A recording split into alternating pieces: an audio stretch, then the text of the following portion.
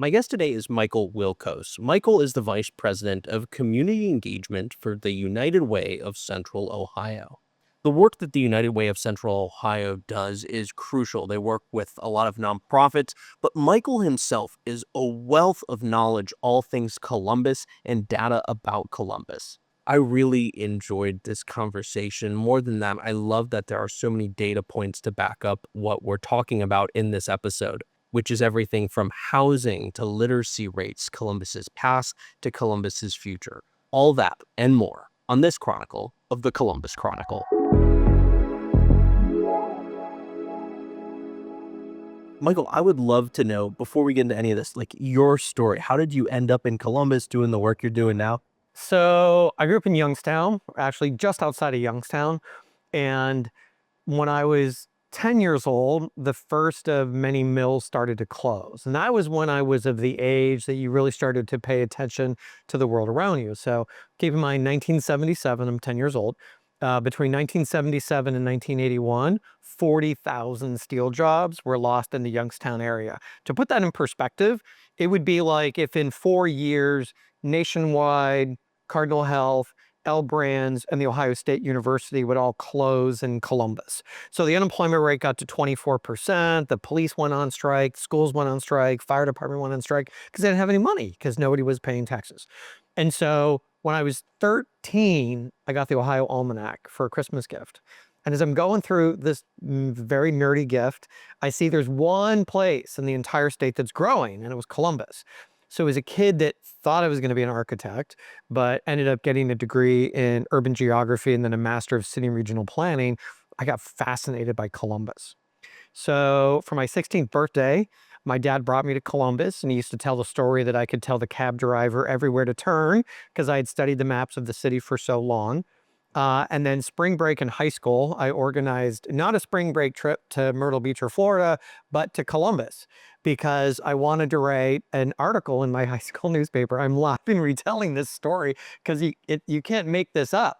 So I wanted to write this article in the school newspaper telling everybody, as soon as you graduate, get to Columbus because that's the land of opportunity, right? It's not Youngstown.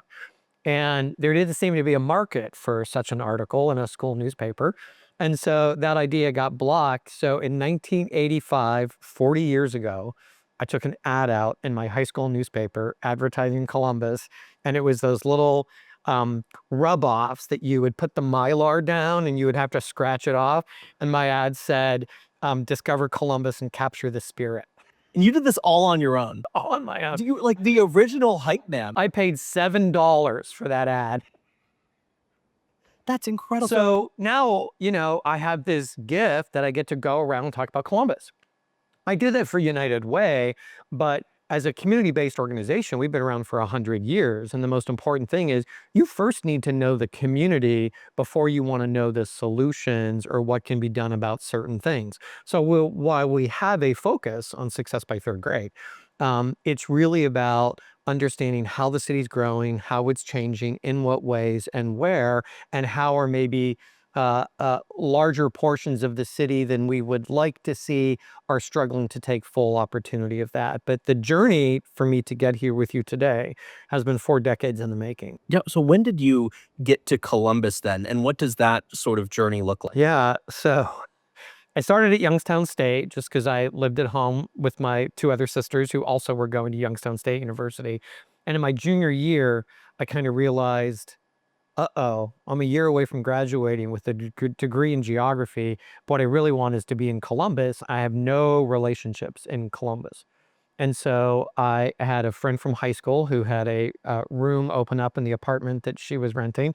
And I made a quick decision on July 4th weekend of 1988 to just pack my things up and move in with my friend from high school and start a new life in Columbus. And so I transferred to Ohio State, finished my undergrad and then my master's degree at Ohio State University. But the funny thing is that my very first apartment when I rented that room was at 9th and Neal. And here I am 40 years later, and I live on 9th Avenue, just on East 9th, not West 9th. So even though I've lived in a couple neighborhoods between there, 40 years have gone by and I'm still on the same street. And when did you get involved with the United Way of Central Ohio? I first started working at United Way in 2004. And then I worked there for 5 years, left and went to the Columbus Foundation, was there for 8 years, and then I came back to United Way in 2017. So I've had, what is that, 13 years of experience with United Way, but I had an 8-year gap. No, I'll definitely wanna hear your perspective of watching the changes over those 40 years and being ingrained Yeah. in the community. But we'll talk about United Way for a little bit. I would like at a very high level, what because I know it's probably hard to answer because you guys do a lot, but okay, go for it. Yeah. What do you guys do? So I want to first tell the origin story because I love history. So as pioneers were heading all the way to the Pacific coast, young women who either had childbirth or had gotten pregnant along that journey were being left in Denver. And there was no social services. There were no government programs. This was in the 1880s, by the way. I left that part out. So 140 years ago. And it was the faith community that organized and created what was referred to for a really long time as community chests. And these were the faith communities of many different faiths that came together to say, how do we serve young women and young children? Here it is 2025. What's the core of our work? Success by third grade.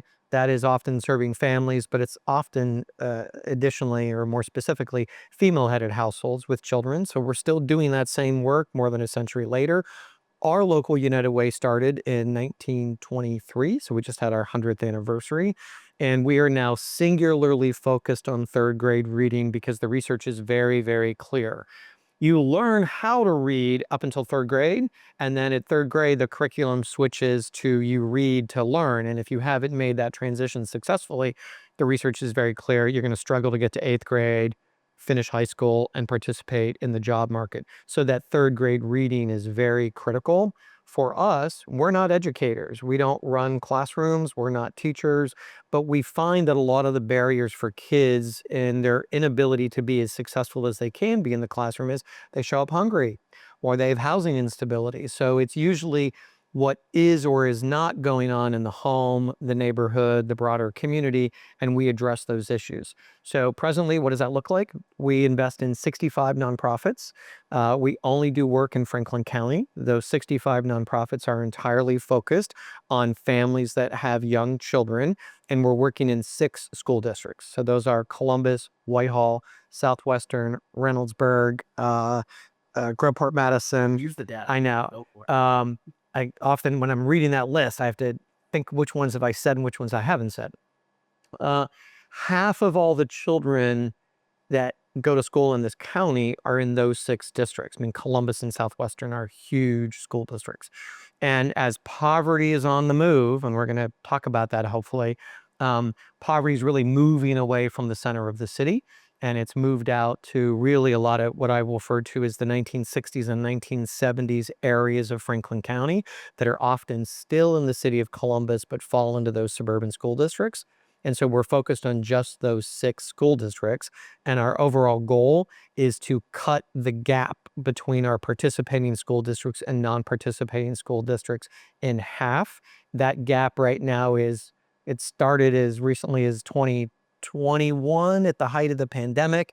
The 6 school districts I just mentioned had reading scores that were 33 percentage points lower than the other Franklin County school districts, like Arlington, Grandview, Dublin, New Albany, and Bexley. And now that's down to 29%. So there has been some movement, but I'm not going to brag that there's still a 29% gap, but at least the trend line's moving in the right direction. Yeah, I worked at the library for a little while, doing some of the marketing, with their team, and I remember that was, the one of the biggest issues they say they were facing was the fact that those scores were so low, and I'm just assuming there's a correlation between, the cities you mentioned, Upper Arlington, Bexley, versus some of those other cities, in terms of, like, the income and that sort of thing, and you talk about that moving the poverty moving out of the city. I would love to hit on that a little bit. What to talk more about that? So, oh boy, poverty is really moving northeast. So it's heading up Cleveland Avenue and Westerville Road. It is heading east along Main, Livingston, and Broad. It has leaped over Bexley, really kind of run right through Whitehall, which, by the way, Whitehall has the highest percentage of economically disadvantaged people in the entire county, higher than the city of Columbus. We use a term called ALICE, that stands for Asset Limited Income Constrained Employed. It is a term to really encapsulate people who work full-time or maybe work multiple part-time jobs, but don't have enough income to get benefits and don't have enough income to make ends meet. I'll put that in perspective. Poverty rate right now is pretty good in Franklin County. Over a 50-year window, the poverty rate in this county has ranged from 10.5% to 18.5%. We're at 13.5%. So we're right in the middle of historical norms. But there's another 25% of the county that is above poverty, but doesn't earn enough to make ends meet, which totals 38% of the county. To put that in perspective, imagine OSU Stadium on a game Saturday at full capacity. We could fill that stadium 5.5 times with just people who live in Franklin County that struggle to make ends meet. So poverty, I'm going to give you a pop quiz. If I were to say to you, what do you think the annual income is to establish poverty for a single person? The annual income poverty for a single person, $26,000. Yes, I don't know. $14,580. So if you make 15 grand a year, you're above the poverty line. Clearly, at $15,000 a year, you are not. How do you do anything? How do you do anything? buy food? Right. How do you? Yeah, that's wild. So when we say 13.5% of the county is at poverty, and if I would say a family of four, the poverty rate is officially $30,000. So what does that work out to? $7,500 per person in a household.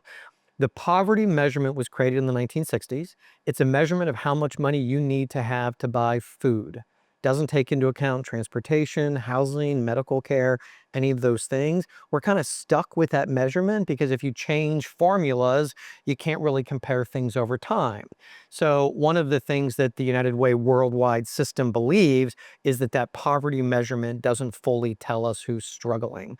And so that 38% that Franklin County currently has, that's both ALICE and poverty, is a deeper indication of what you really need to make ends meet. So when I say the federal poverty level is $30,000 for a family of four, the ALICE survival budget says if you really need to earn your income and not be on any supports or going to a nonprofit for food or any other kind of assistance around utilities or maybe education, it's $90,000 for a family of four to live in Franklin County, not the $30,000 the federal poverty. Triple. Right. Wow. So we use this more inclusive term. All right, so now poverty is moving northeast, east. It's also moving west along West Broad and Sullivan Avenue. We're here today in Franklinton at your home, but Franklinton's poverty rate is dropping. I mean, when you think of all these new mid-rises going up in Franklinton, who are they serving? They're not serving really the people who've been living in Franklinton for decades. This is not uncommon in growing American cities, and so Columbus is just maturing, it's getting larger, but the neighborhoods that are commanding the less square foot price are stuff built in the 1960s and 1970s. So when you think about that housing stock, Whitehall would be a good example of that, which is now appreciating because new American families are moving into Whitehall. But when you think about Hamilton Road at Eastland, Morse Road in Northland, you think about heading out Georgesville Road, Holt, Climb. These are homes that have small ceiling heights. They have small square footage, small closets, often what I would call contractor architecture, or as a author that I used to enjoy reading in the 90s, he would say, architecture unworthy of human affection. So what are people willing to pay a premium for?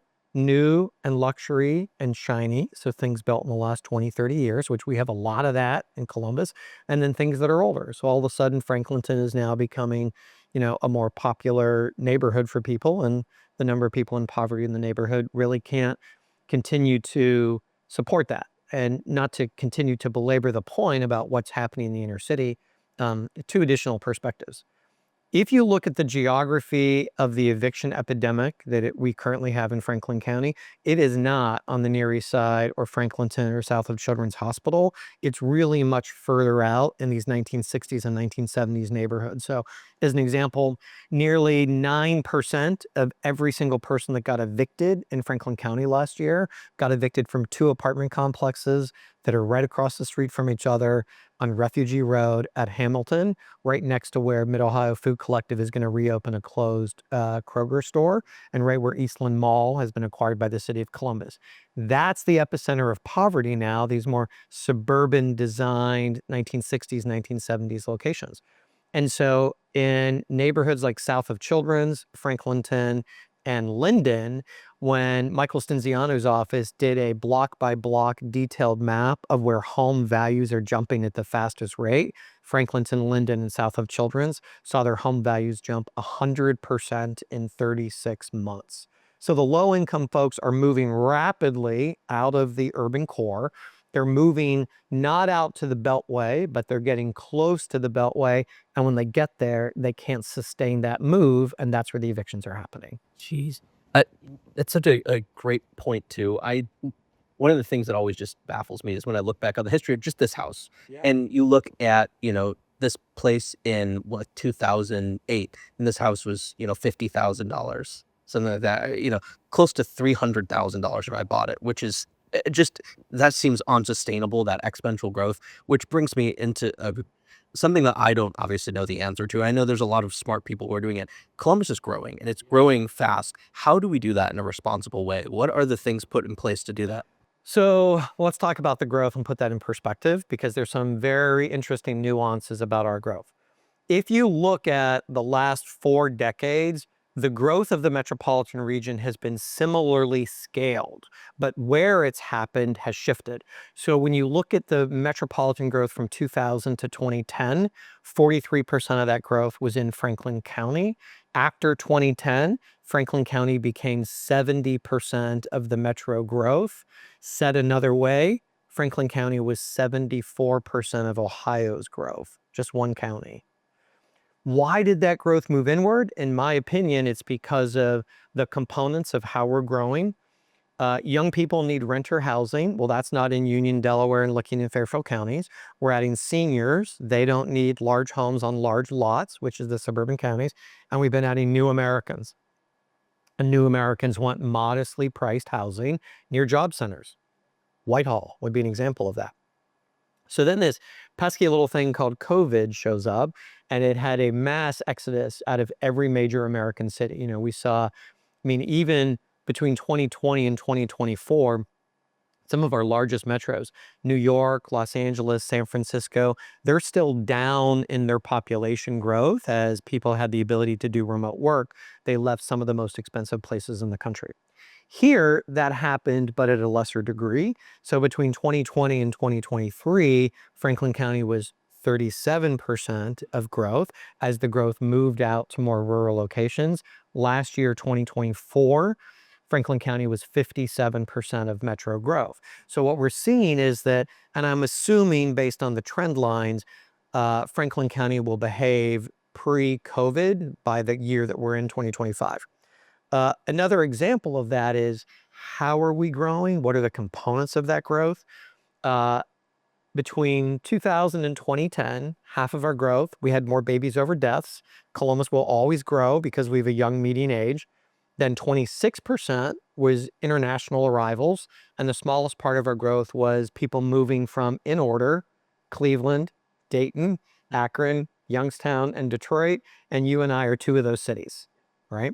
So we are part of that pattern. You tend to leave a nearby city that's not doing as well, and you go to a place that is producing jobs or has educational opportunity. And that's the core of who we are, right?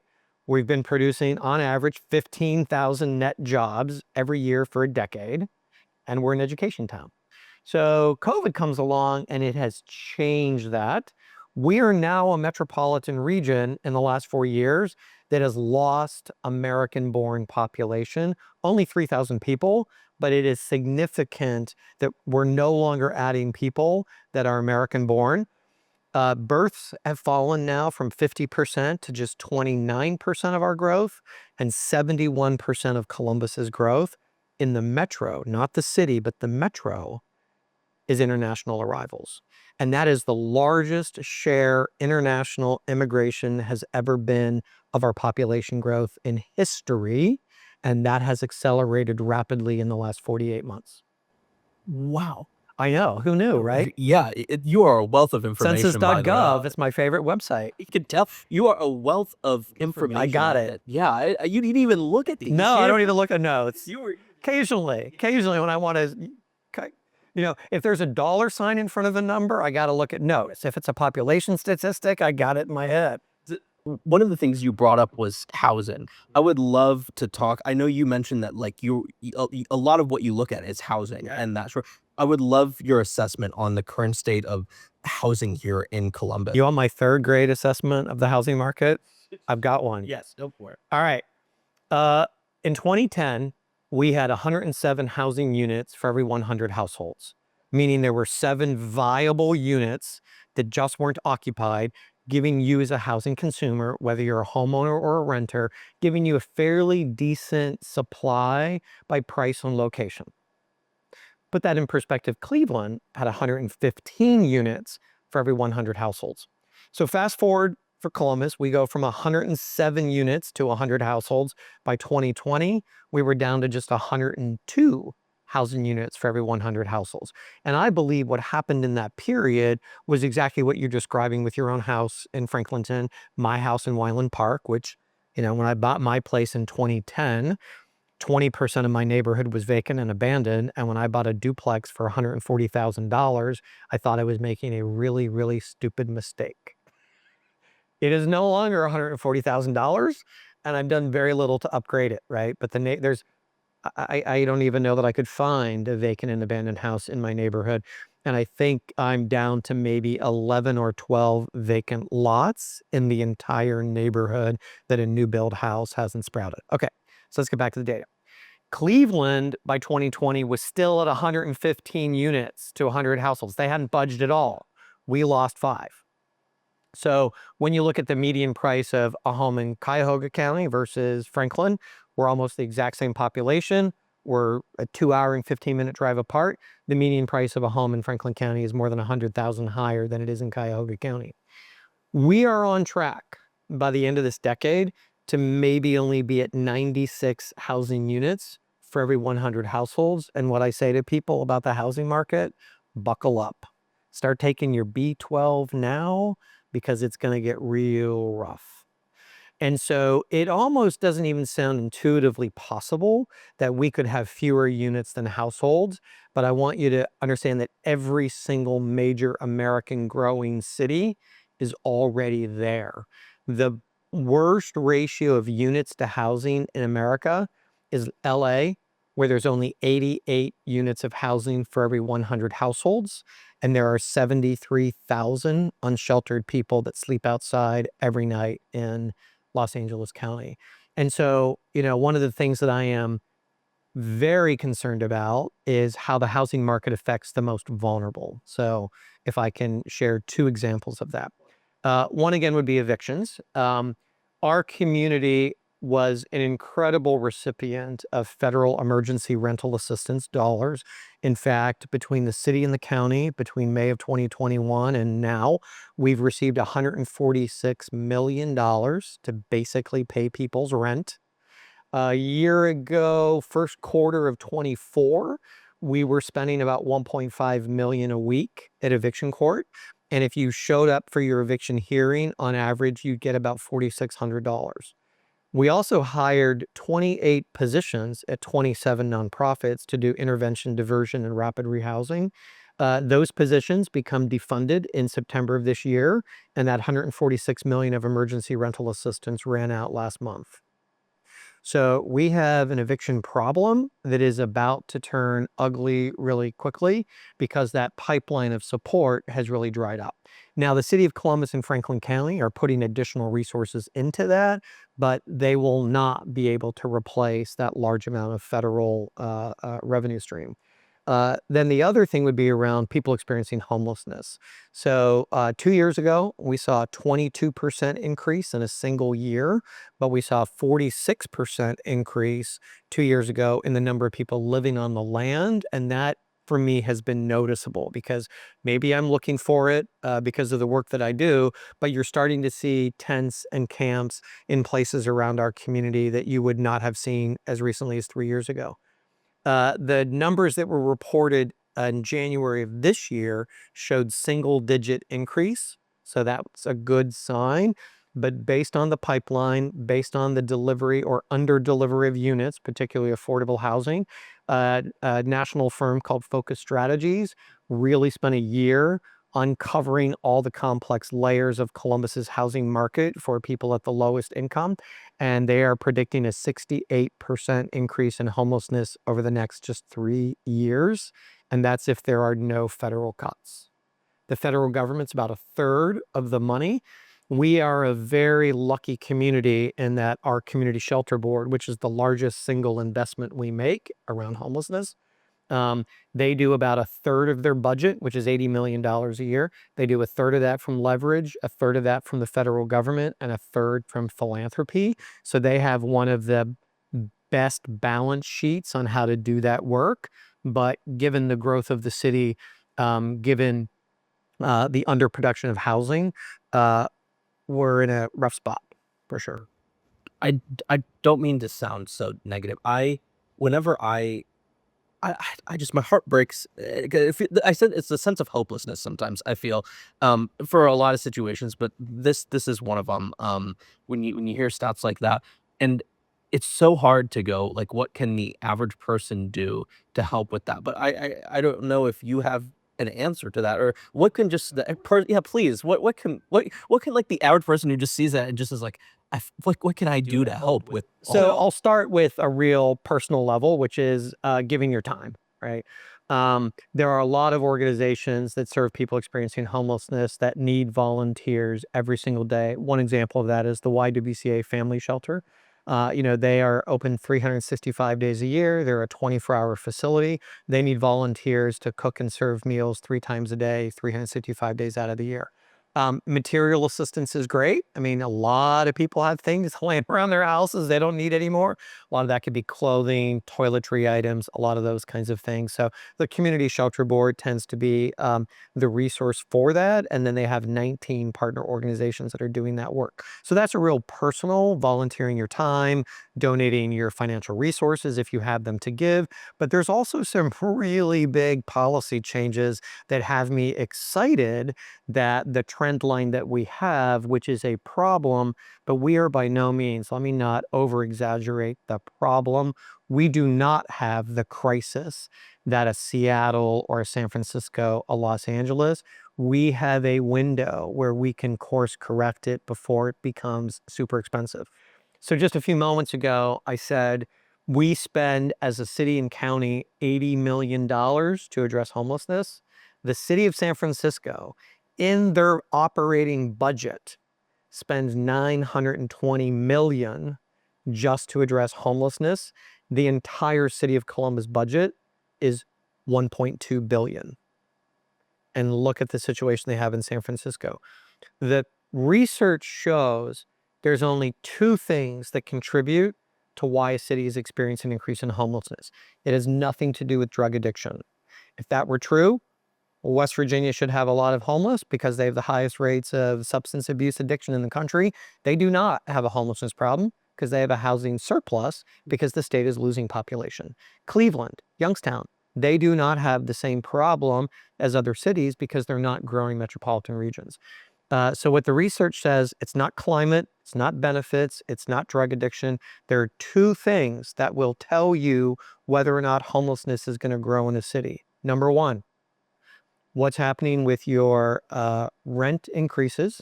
And in Franklin County, our apartment rents were going up 3.3% annually until 2019.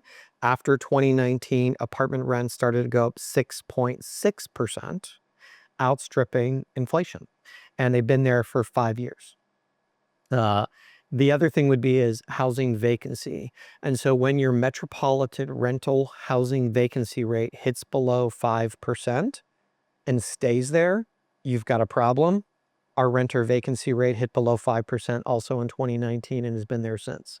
So we need to build housing, right?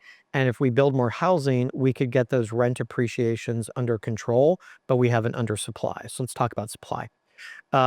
Like clockwork, every year in the 2010s, we delivered 9,000 units of housing. we should have been building 14,000 units. So by the time COVID showed up, we'd underbuilt by 50,000 housing units, which is why the vacancy rate really started to drop.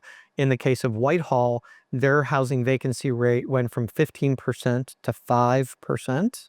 Home prices in Whitehall in the last appreciation cycle jumped 68% because Whitehall was the last place in Franklin County where you could truly find some value in the marketplace, and that housing stock is good. But specifically, when you think of Whitehall, you think of the 1,000 square foot, 2-bedroom starter home. You think of starter apartments. Nobody's building starter homes and starter apartments, but as the pie gets bigger for Columbus, we have a lot more people that need starter homes and starter apartments. That supply has evaporated, so rents are rising the fastest on places like Hamilton Road and Morse Road and Whitehall, even though those neighborhoods are absolutely not gentrifying. In fact, they're getting weaker and poorer, but it's demand that's pushing those prices up. So COVID comes along and production of housing increases to about 13,000 units of housing. And then when the interest rates jumped in 2023, Columbus saw a 17% drop in construction, but a 19% drop in apartment construction. So fall of 23, the city of Columbus rolled out a whole series of housing incentive packages. And what we saw in the city of Columbus last year, building permits jumped 14%. They really didn't go up in Franklin County suburbs, barely went up like 4%. But housing production now leapfrogged out to those suburban counties as they're trying to avoid what I believe is the not in my backyard. So now we got to 13,000 units of production. 2024 was a pretty good year, but now all the real estate analysts are saying Columbus really should be building 19,000 to 20,000 units a year. So we're still not meeting that demand. So here's where my optimism comes in. So I said I had some optimism, but I haven't gotten there yet. I was just saying, I'm waiting, please. I'll work there. No, I Right. appreciate the back sweat. So, in 2019, for the first time in history, the city of Columbus put affordable housing bonds up to the voters and it passed. They took that $50 million in bonds, turned it into $250 million of affordable housing, and the city got about 1,500 units of new housing built by those voter approved bonds. But then we had Latitude 525, those two towers along 670. We had Colonial Village on the east side, Galloway Village or Galloway Ridge on the west side. Those were closed down because of the deplorable conditions. So all the gains we got from the affordable housing bonds got wiped away by those closures. So in the fall of 22, the voters of Columbus turned over a $200 million bond package, and the city of Columbus is turning that into $1 billion of housing construction. Just last night, Monday night, city council, they approved $4 million out of that fund to get 2 new apartment complexes across the financial finish line. Sometimes that gap is relatively small. So in the one example on the city council agenda last night, they needed just $2 million, the developer needed just $2 million of city-backed money to deliver an 84-unit affordable housing project to the market. In my opinion, that's a value for the people of Columbus. So this fall, in November, there will be a $500 million housing bond package up to the voters of Columbus. The one in fall of 2022 passed by a 36% margin of victory, and I don't know how many things typically pass by 36 points. What that tells me is that the voters of Columbus, because when the number of units to the number of households really tightened, I think that's when you went from this thing called affordable housing, which a lot of people don't really understand. It's got income requirements and eligibility, but just reverse the order of affordable housing to housing affordability. And I think that came on the minds of everybody. So the teacher and the police officer who have 2 good incomes could be struggling to find housing in the neighborhood that they want. So that $500 million bond package is going to be huge. So hoping that it passes. The other thing that is really exciting is Zone In. And that's the city's zoning policy. So last July, so let's talk about the commercial corridors: Broad, Sullivan, Bethel, Sawmill, High, Broad, Livingston, Maine. Those streets The city rezoned those last summer, and prior to the rezoning, they were zoned for 6,000 units of housing. That's all. At the end of July, they got zoned for 88,000 units of housing. And so now if you want to build a 7-story building on one of these commercial streets, like think about all the big buildings that have gone up on High Street from downtown to Lane Avenue. Every one of those needed a variance because you cannot build a building on High Street taller than 35 feet. That's a 3-story building. Why would we only let 3-story buildings on our busiest commercial street? So the city changed that, but they were really only changing about 4% of all of the parcels. That went relatively smoothly. They had that gallery, kind of like an art gallery around zoning. If you really wanted to nerd out, you can go to the zoning gallery. Well, now the city is moving to phase 2. And phase 2 is moving into neighborhoods like yours and like mine, where you have singles and duplexes and triplexes and row houses and apartment buildings mixed together. But believe it or not, your neighborhood and my neighborhood of Franklinton and Wineland Park are legal to build. And if you look at Columbus Underground's website, every year, there's the top 10 restaurants, top 10 things to do, top 10 art events, top 10 neighborhoods. Every single year when the readers rank their top 10 best neighborhoods, every one of those neighborhoods is illegal to build in the current zoning code. So what the city is now saying is we need to have a zoning code that matches who we are, that matches the demographics of who we've become, to allow accessory dwelling units, to allow duplexes and triplexes. In an extreme example, Minneapolis made single-family homes illegal across the entire city, and they said single-family homes don't pay their full cost. You can build them, but you need a variance to build a single-family home. But if you want to build a duplex with a detached garage and a rental unit above the garage, hey, you can get that permit easy breezy. And so now what the city is looking at is looking at 43% of the entire city. And what this second version of Zone In will look at is what is the housing, transportation, jobs balance? Because if you think about what happened over the last 30 years, well, 1990, Polaris didn't even have an interchange, right? Easton opened in 1999. There's more jobs at Easton than all of downtown Dayton. Wow, I did not know that And it stat. wasn't there Yeah. in 99, right? Think of Rickenbacker. There's 35, 40,000 jobs there and more coming with the Anduril drone plant. But what's the housing at Polaris? Not very connected. Even if there are apartment complexes at Polaris, good luck walking along Polaris Parkway to go to IKEA or go to your job at JP Morgan Chase. In my opinion, the design is bad. Easton is a much more walkable, integrated place, but it still needs a lot more housing to be integrated, in my opinion, around those office buildings and retail experiences.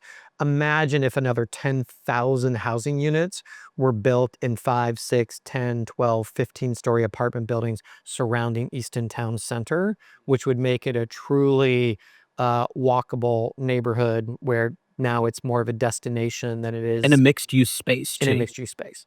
So this next phase of zoning is going to look at that. So Zone In has me really excited. The affordable housing bonds. The city of Columbus has said, we need to build 200,000 units of housing in the next 25, 35 years. We will commit to building half of those within the city limits. But the rest of the region has to step up, and that's where it gets a little bit of a prickly pear, so to speak. And then the other, I just looked at the 20, I can't believe how many numbers I'm remembering. You are great at this. Yeah, you are great at this. I looked at the 2024 building permits, and so Columbus is 46% of the metro. 46% of all of the housing that was built last year was built in Columbus. So Columbus is holding its share. But only 14% of the single-family homes were built in the city, but Columbus had 71% of all the apartments. And I don't think that's good. Meaning, Columbus needs to keep its homeowners, or it's going to become a city entirely of renters. It already is a majority renter city, but we need to make sure that homeowners have an opportunity to stay in the city.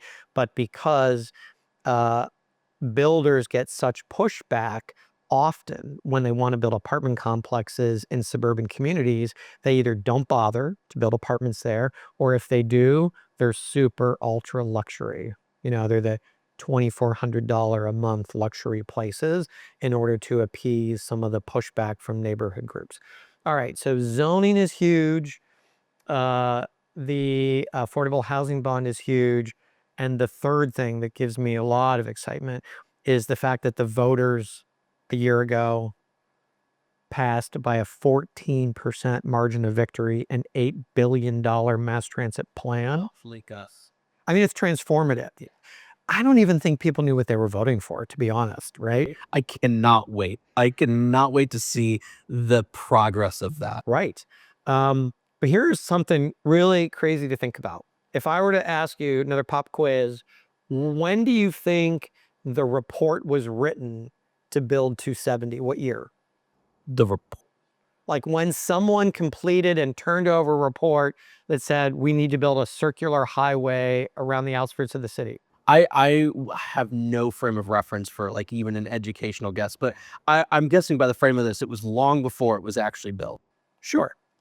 Do you know what year 270 opened? I don't. Okay. So the report was called the Bergdorf Study. It was 1953. They started construction in 1962. It finished in 1975. Even in 1975, Dublin, 1970, was like 3,000 people. Okay. The Columbus Dispatch editorial board wrote a Sunday piece when the last section of 270 finally opened, and they called 270. I'm giddy and smiling because this is so funny. The editorial was called "The Highway to Nowhere." Why on earth would you get on a highway and 55 minutes later you end up where you started? It was never voted on, right? It irrevocably reshaped the urban geography of the city. So think about that. 1960s comes. What's happening? By the time you get to the mid to late 60s, social unrest. So people want to leave the center of the city.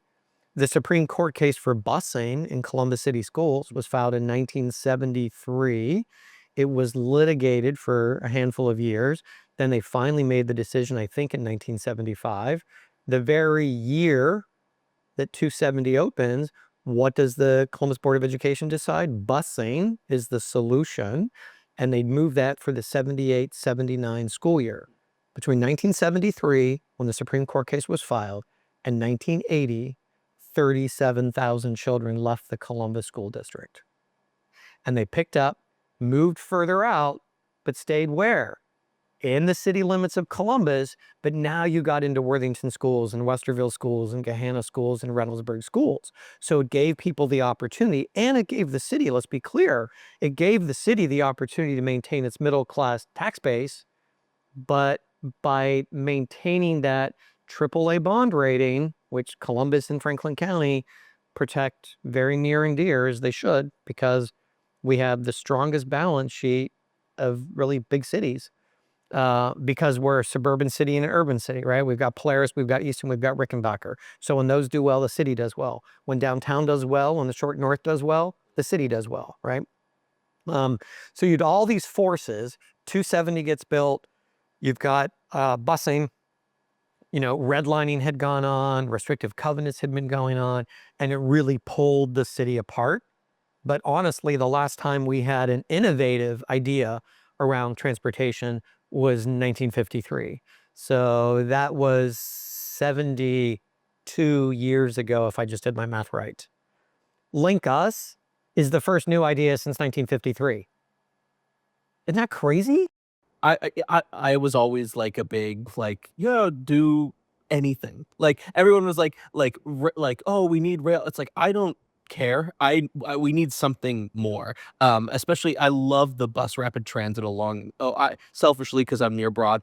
That will be a game changer for me and for all the people living along here. Be able to jump there and get light priority through the entirety of Broad is. So here's how I describe bus rapid transit, BRT, as light rail on wheels in the middle of the street, and we can build, I think last time I read, we can deliver, 4 lines for what it would cost to build 1 light rail line.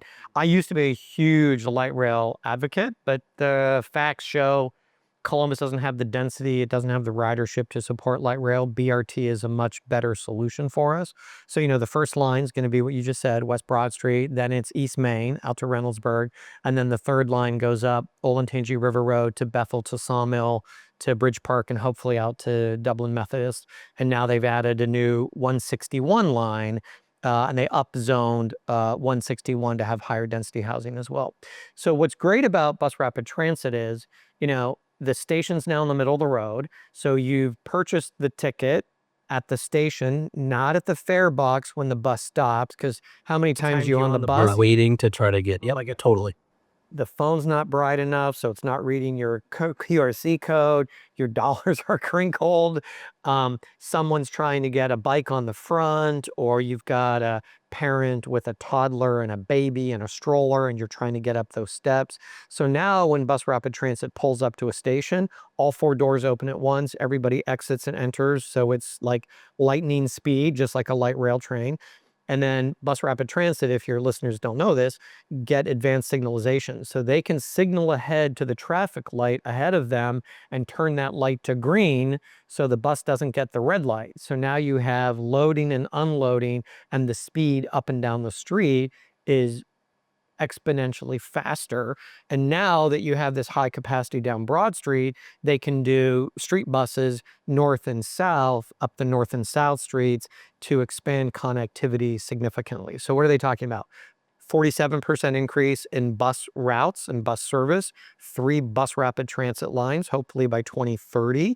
And then the 500 miles of what they call transportation supportive infrastructure, which would be sidewalks, bike lanes, and bike trails. Which I can't hype up enough that they're doing that, because I ride my, ever since I moved here to Franklin, I ride my bike as much as I can everywhere when I can, because it is just so convenient. But then to your point, I talked to someone who bikes all over Columbus, and they basically were like, it's so dangerous to go along Broad there, right? And I think the adoption of that bus rapid transit and the improved infrastructure to that will only help. But that's I was in Montreal last summer. I've gone twice to Montreal. They were both relatively recent because friends moved there. And it's cold, right? They don't have great weather in Montreal. The bike lanes in Montreal were omnipresent, and you would pull up to a street intersection and there'd be like, 18 bikes pulling up to the traffic light in kind of every direction. And that was an intentional decision they made, but it also reinforces transit use, because then when you get to transit stops, there's great bicycle storage. And so all of these things connected. So transportation, zoning upgrade, and affordable housing bonds give me, right? I am the most excited I've ever been for Columbus because of those things, despite some of the recent data around, rental increases, housing prices, property taxes. I now hear Council President Shannon Hardin say, the increase in your property taxes, that's the first sign of Columbus growing up and a tough housing market. If we wait for the 3rd or 4th sign, we've waited way too long. And that's why zoning, transportation, and housing bonds are a way for us to take the problem and cut it off before the problem becomes a crisis. Yeah, I appreciate that forward thinking. When the funds come to you all and how that all works, how does that get dispersed out? It's a great question. We are a community-based organization. We're based on volunteers, and so we engage the community to help us make those decisions. And so we did a massive reset. Year ago, July was when our current list of funded partners was reestablished. And so every single application for funding is read by 9 people that are content experts, community volunteers. They might have expertise in financial management. They might have expertise in fighting poverty. They might have expertise in children or education. They are reading those applications separately, and they use a scoring rubric. And then they come together for a meeting, and they, at that time, see everybody else's scores. And so clearly you see some top and you see some ones in the bottom. but we always have usually 3 to 4 times more requests than we have money to allocate. And so those that score not very well are easy to kind of toss out. And then you really start from the strongest down and start to allocate those resources, because we are looking for some of the strongest programs. What's really interesting is the demographics of the city changes. What we also started to realize over the last couple of years is there are a lot of marginalized communities that, for whatever set of reasons, are really looking for smaller neighborhood-based organizations. And we had this really high bar to get in because on average, we would make $100,000 investment and we would commit to you for 3 years. And so if we're going to make a $300,000 decision, we're going to vet that and slice it and dice it in as many ways as possible to make sure we're making good use of donor money. Well, then we decided, hey, we should be a real-time grant maker and we should not be promising money 3 years from now that we have yet to raise. Not a strong business model because there's a lot of unpredictability in the market. So we decided to be a real-time grant maker. And then we also decided to streamline the application process because if an organization needs $25,000, we should be able to meet that need, but you shouldn't spend a lot of money to try to secure $25,000. So we right-sized the application process for larger grants and smaller grants. And then every single year, we go out and do a site visit at those organizations. They turn in reports twice a year to say, who are they serving? How are they meeting their measurements? They establish a guideline, but then we also have a data analytics team that also helps them establish goals for them to get their outcomes. And so what we want to ensure is that if you are a nonprofit and you're getting United Way money, you are really meeting some standards. And so if the goal for us is third grade reading, that's what we want to track. That's what we want to narrow the gap. But it's really about food insecurity. It's about housing instability. If you're not stable, if you get evicted, on average, you're going to miss 2 to 3 weeks of school. There are some families that could get evicted more than once a year. Chronic absenteeism would be something that we track. Put that into perspective, that really shifted pre and post COVID. So if you look at kindergarten, first, second, third grade, before COVID, chronic absenteeism was averaging around 16% for the school districts that we work in. It's now at 30%. And that's not good. And chronic absenteeism is defined as missing 10 days of school or more. So we're in these 6 school districts. We've hired these network directors. I call them air traffic controllers for the school district because, you might need 12, 15, 16 different nonprofits to come into a neighborhood to provide workforce development, housing stability, food insecurity, tutoring, material assistance to families and children, but no one's really coordinating all these separate organizations. So we're the back office. We coordinate it because we believe the key to a child's success isn't the fact that they're probably getting served by one nonprofit, but they're probably getting served by multiple nonprofits. And if we can coordinate the nonprofits, collect community level data, then we can see as to whether or not community change is actually happening. And that's the current business model, singularly focused on one topic in those 6 districts and coordinating those 65 nonprofits to work together to wrap around the family and the student, both in the classroom, and then it's also evenings, weekends, and summers where a lot of learning loss occurs. I always ask people this question. I asked 2 questions typically: what excites them about the future of the city and what concerns them. And I was gonna say you already answered that. I don't even have to ask you that. This one is more of like kind of a fun one. So changing the tone a little bit. When you, like, favorite places to like eat, drink, hang out around the city. So I'm not a foodie. Okay. So that's a tough one for me because, the White Castle drive-through, fried clams, and a diet soda, I'm happy, okay? Um, I love High Street.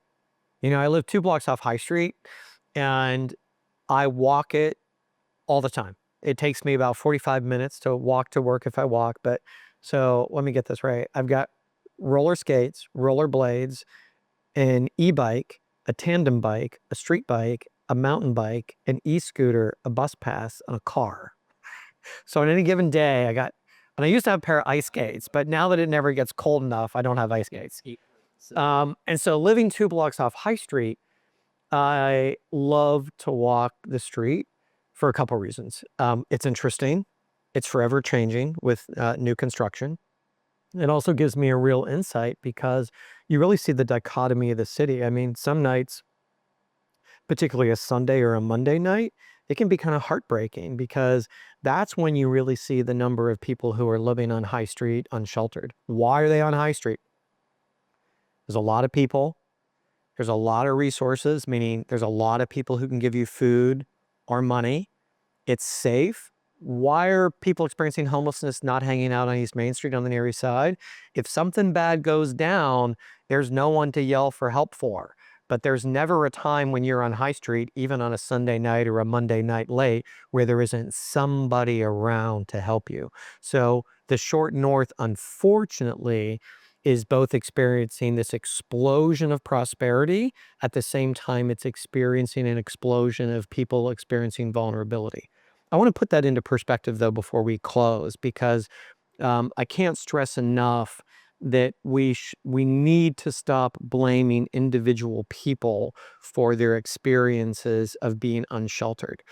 10 people are playing musical chairs. This was an analogy that I just heard Greg Colburn, who wrote the book, Homelessness is a Housing Problem. And he said this: 10 people are playing musical chairs. One of the person's on a crutch. The music stops. The person on the crutch didn't make it to a chair. A lot of people might think the reason why that person didn't get a chair was because the crutch made them slower to get access. That's true, but the reality was there were only 9 chairs.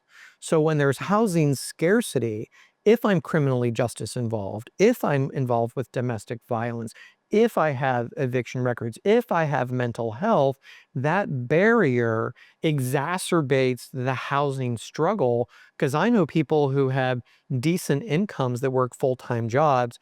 They struggle to find a new apartment and they don't have those barriers. And so why do I walk High Street? Why is it my favorite place? Because I get to see both the prosperity and the disparity of Columbus on a regular basis. And that reinforces what I do every day in my job and career and my lifelong journey to make Columbus better. Beautifully said. Anything else you want to add? Any plugs? Anything to that extent? Just, it's a really exciting time to be in Columbus. And if we focus on policy changes and systemic solutions like transportation and housing and the way in which we fund local nonprofits, meaning we can no longer look to the federal government or the state government to help solve our local problems. And I'll end with this optimistic thought. In the last 5 years, we've had 6 levies in Columbus. COTA went to the voters and wanted to double the sales tax. They won by 14 points. Columbus State went to the voters to say, hey, for the first time, I need $300 million to build more buildings so I can train the workforce of Central Ohio. They asked for that $300 million when the unemployment rate was 15% in the May of 2020. That won by 20 points. The library was getting $81 million a year, and they said, hey, you want to maintain these great libraries? I actually need $120 million a year. That won by over 20 points. Children's Services needed to raise additional revenue. That won by 26 points. Columbus Schools wanted a significant increase. That won by 9.2. And then the affordable housing bonds, as I mentioned earlier, won by 36 points. We've had 6 levies in 5 years where the people of Columbus have been asked to invest in themselves. And every time they have said yes, and they have said yes in a big frickin' way. And I don't believe that happens unless 3 things are present. You are aspirational for the future, you have confidence in leadership, and you want the next generation to have a better city than the one you grew up in. And for me, that is an unfathomable, unbreakable bond the people of the city have with the future, because we know Columbus is growing and we want it to not just grow, but be more prosperous and allow more people to get access to that prosperity. And that's what motivates me.